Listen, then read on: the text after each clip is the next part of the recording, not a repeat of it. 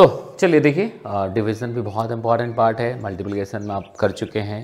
Nikhilam base method जो multiplication में use किया था एग्जैक्टली वैसी ही चीज़ होगी, बट ऑब्वियसली डिवीज़न अलग चीज़ है तो अलग मेथड होगा। ठीक है, तो इसमें क्या करना है, जैसे कभी भी हम डिवाइड करते हैं किसी भी नंबर को, है ना, तो यहाँ पे फिर से यस एक स्पेशल केस के लिए होगा। स्पेशल केस में बहुत सारे रेंज कवर हो जाएंगे क्योंकि वो 100, 10, 1000, 10,000 बेस के आसपास वाले नंबर के हिसाब से होना चाहिए, मतलब डिवाइज़र अगर उसके आसपास हो।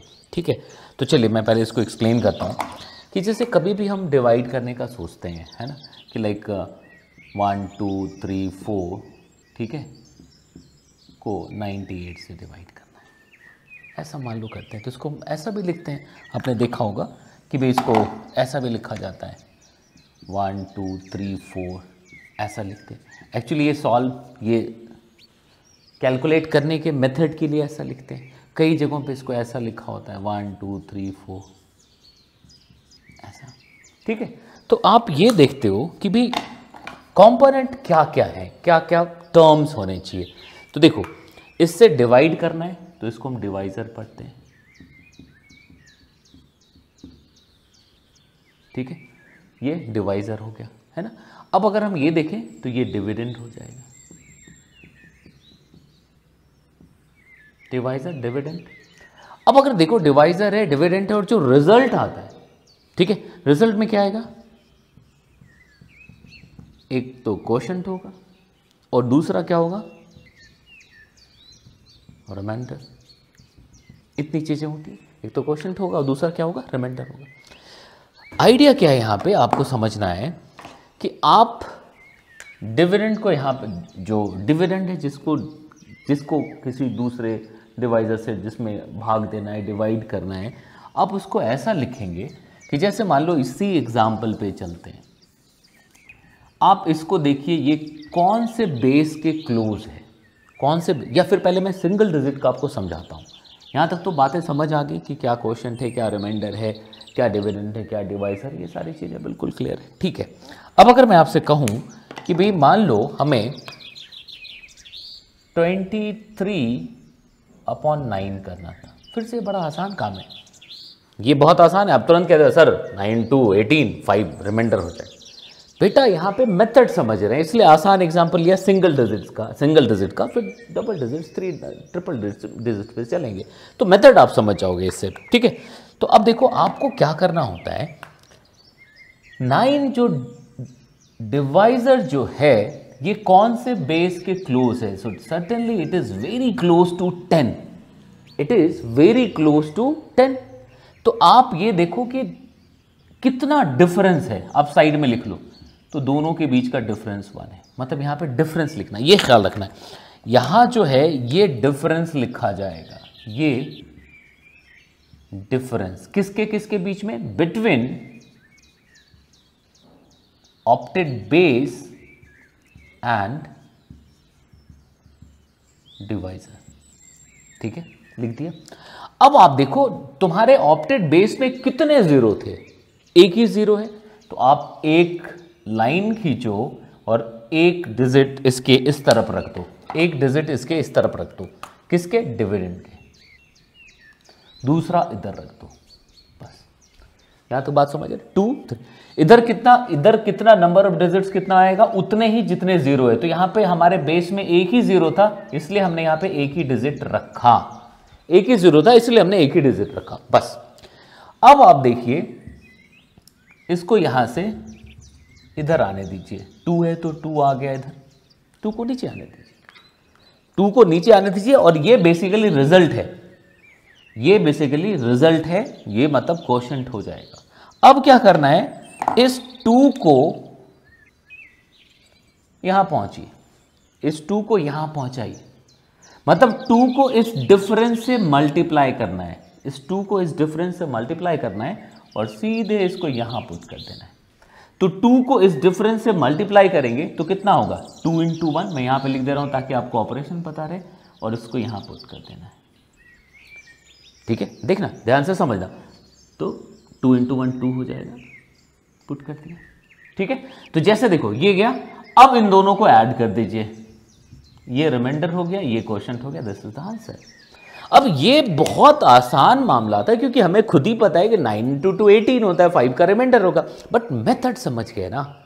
अब इसको टफ पे ले जाऊंगा तब भी आप बड़े आराम से लिख दोगे। तो क्या करना था समझ आ रहा है। अब एक और एग्जांपल मैं आपको देता हूं कि मान लो 27, ठीक है, यहां तक मेरे ख्याल से बातें समझ आ रही है। अब अगर मान लो 27 को 8 से डिवाइड करना, ठीक है जी, 8 से डिवाइड करना है। अब देखो डिवाइजर जो है ये 10 के पास है, divisor is close to 10 base के पास है। तो आप क्या करेंगे ये बताएंगे कि एक डिजिट यहां होना चाहिए, तो 7 2 लिख दिया, और डिफरेंस कितना था, तो डिफरेंस 2 है। यही तुम्हारा, देखना ध्यान से समझना, यहां पे क्या हमें चेंज करना है वो ध्यान से रखना है। तो ठीक है, हमने यहां लिख दिया कि अच्छा 2 आ गया। एक चीज का ख्याल रखना है, 2 आ गया, तो 2 आ गया। अब यहां से हम इसको ले जाएंगे,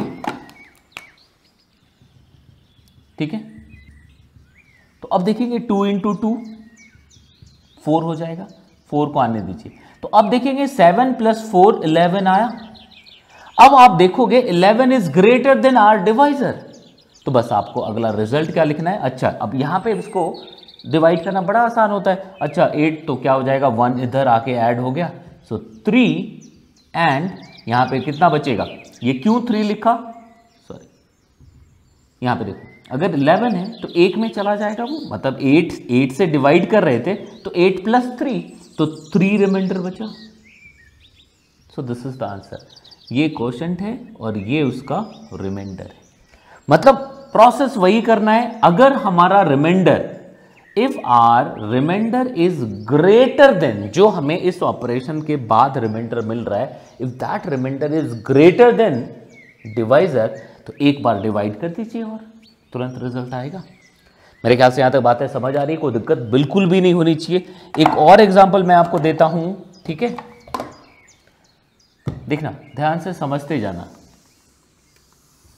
बहुत सिंपल है। हाँ, शुरू में कुछ चीजें आपको इंफॉर्मेशन दिमाग में रखनी है, practice is the key, practice आपको करते रहना पड़ेगा। मान लो 39 है और इसको 9 से डिवाइड करना है। फिर से ऑप्टेड बेस 10, ऑप्टेड बेस की बात करें तो ऑप्टेड बेस इज 10, तो अगर 10 बेस है बॉस, तो आप ये कर लो कि ठीक है जी, डिफरेंस कितना है, 1 डिफरेंस है, एक ही 0 था तो 3 9 में अलग करूंगा, कर दिया भाई। अब देखो ये आ गया 3, देखना ध्यान से समझना, 3 आ गया। अब अगर 3 आ गया यहां पे, तो हम यहां से 3 ले जाएंगे,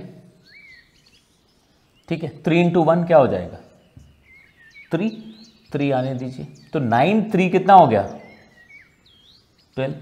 फिर से this 12 is greater then 9, this 12 is greater then 9, तो 1 इधर ऐड होकर के इधर क्या बचेगा, 3 बचेगा। तो फाइनल आंसर क्या लिखोगे, 4 क्वोशंट एंड 3 रिमाइंडर।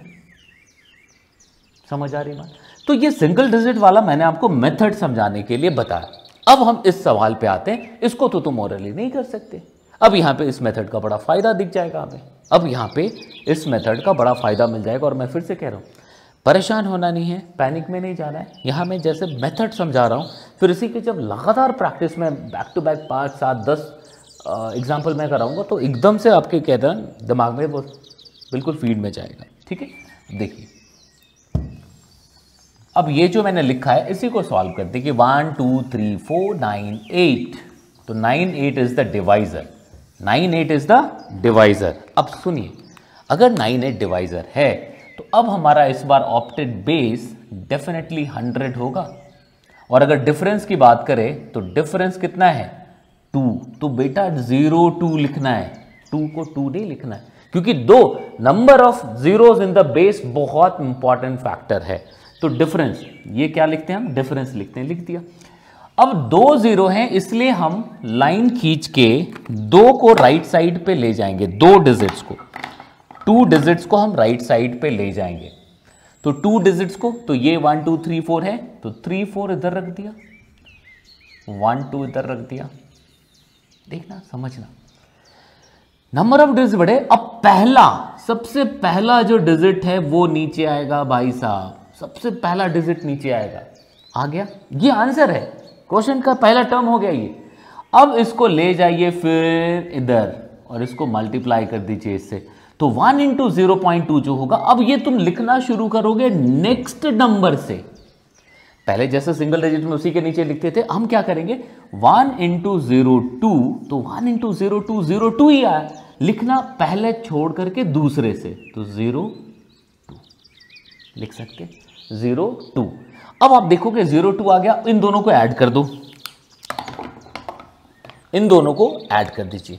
इन दोनों को जब ऐड करेंगे तो 2 + 0 2 हो जाएगा, ठीक है। अब देखिए फिर से, अब 2 जो आया इसके साथ चलिए फिर इधर, फिर इसको मल्टीप्लाई कर दीजिए, तो 2 इंटू 02 कितना हो जाएगा 04, तो 2 इंटू 02 04। अब इसको तुम यहां से लिखना, पहला छोड़ करके यहां से लिखा था, अगले में यहां से लिखना शुरू करेंगे 04, बस 4 4 8 3 2 5। दिस इज द आंसर मेरे भाई, कि अगर आप 1 2 3 4 को 98 से डिवाइड करेंगे तो 12 क्वोशंट होगा, 12 क्या होगा क्वोशंट होगा, और 58 क्या होगा रिमाइंडर रह जाएगा। 58 क्या आएगा रिमाइंडर रहेगा। तो फिर से मैं इसको एक्सप्लेन करता हूं, आप ध्यान से समझना, फिर डिफरेंट क्वेश्चंस में लगातार कराता जाऊंगा, अब काम बन जाएगा। मेथड क्या है निखिलम। निखिलम आपने देखा था जब मल्टीप्लिकेशन में भी थे, तो 99 मतलब जो 10 100 2,000 10,000 के पास वाला, तो 1 2 3 4 इज द डिविडेंड, और उसको डिवाइजर कौन है हमारा 98, तो क्लोज किसके था 100 के था।